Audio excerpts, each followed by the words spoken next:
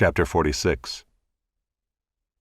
So Israel took his journey with all that he had and came to Beersheba and offered sacrifices to the God of his father Isaac. And God spoke to Israel in visions of the night and said, "Jacob, Jacob." And he said, "Here am I." Then he said, "I am God, the God of your father. Do not be afraid to go down to Egypt, for there I will make you into a great nation. I myself will go down with you to Egypt, and I will also bring you up again, and Joseph's hand shall close your eyes."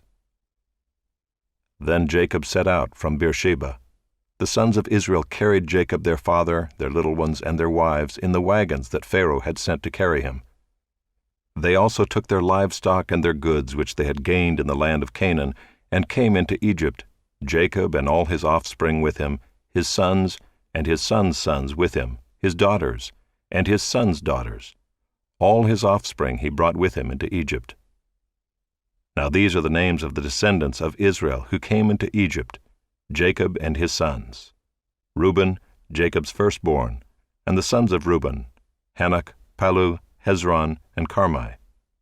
The sons of Simeon, Jemuel, Jamin, Ohad, Jachin, Zohar, and Shaul, the son of a Canaanite woman.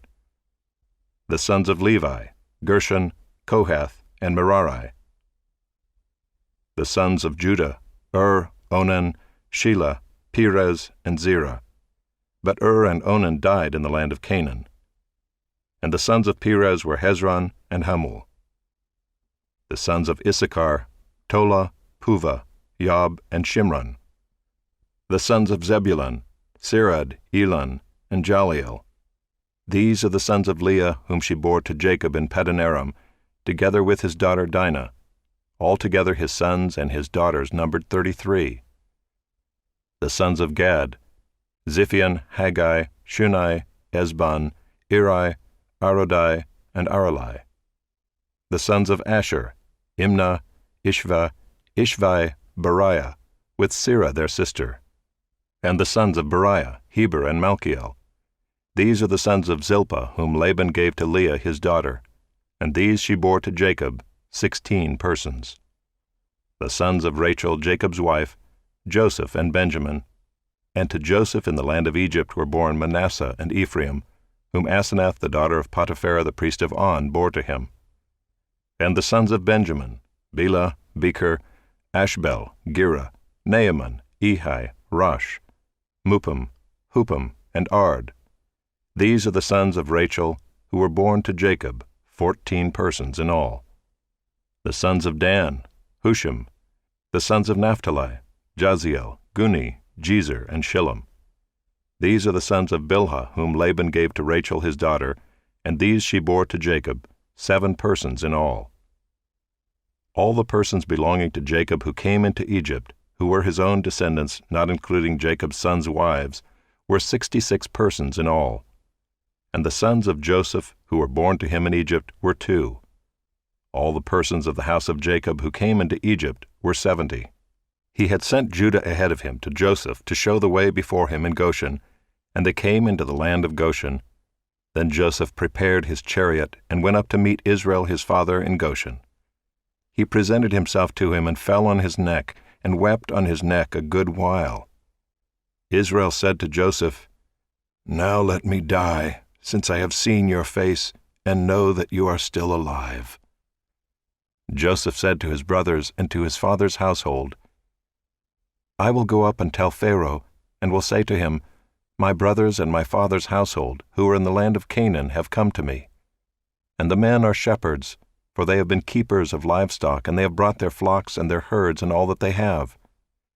When Pharaoh calls you and says, 'What is your occupation?' you shall say, 'Your servants have been keepers of livestock from our youth even until now, both we and our fathers, in order that you may dwell in the land of Goshen, for every shepherd is an abomination to the Egyptians." Chapter 47. So Joseph went in and told Pharaoh, "My father and my brothers, with their flocks and herds and all that they possess, have come from the land of Canaan. They are now in the land of Goshen." And from among his brothers he took 5 men and presented them to Pharaoh.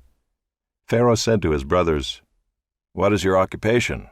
And they said to Pharaoh, "Your servants are shepherds, as our fathers were." They said to Pharaoh, "We have come to sojourn in the land, for there is no pasture for your servants' flocks, for the famine is severe in the land of Canaan. And now please let your servants dwell in the land of Goshen."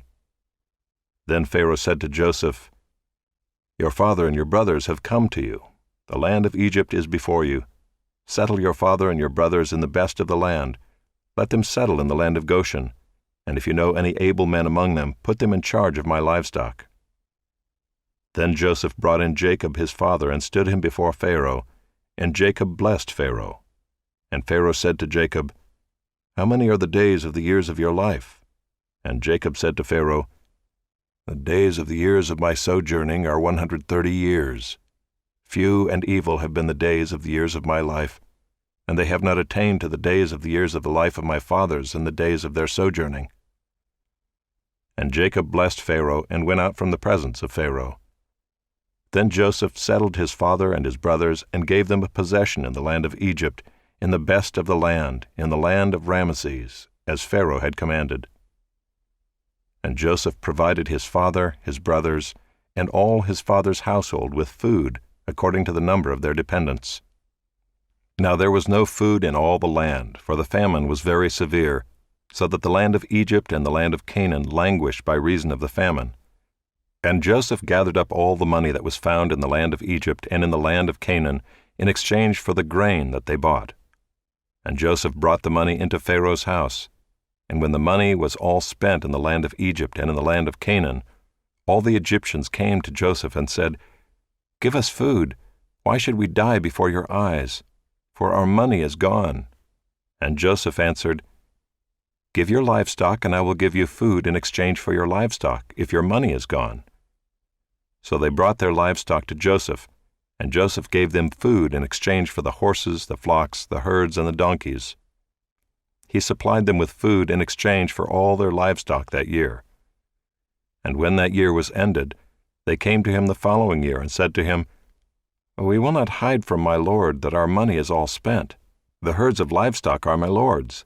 There is nothing left in the sight of my lord but our bodies and our land. Why should we die before your eyes, both we and our land? Buy us and our land for food, and we with our land will be servants to Pharaoh. And give us seed that we may live and not die, and that the land may not be desolate." So Joseph bought all the land of Egypt for Pharaoh, for all the Egyptians sold their fields, because the famine was severe on them. The land became Pharaoh's.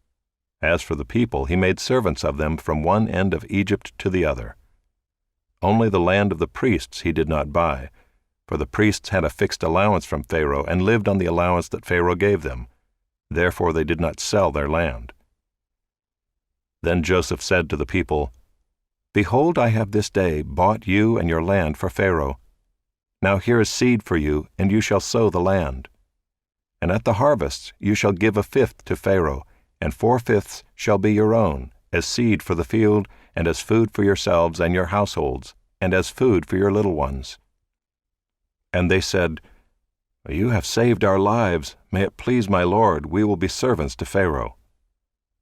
So Joseph made it a statute concerning the land of Egypt, and it stands to this day, that Pharaoh should have the 1/5. The land of the priests alone did not become Pharaoh's. Thus Israel settled in the land of Egypt, in the land of Goshen, and they gained possessions in it, and were fruitful and multiplied greatly. And Jacob lived in the land of Egypt 17 years, so the days of Jacob, the years of his life, were 147 years.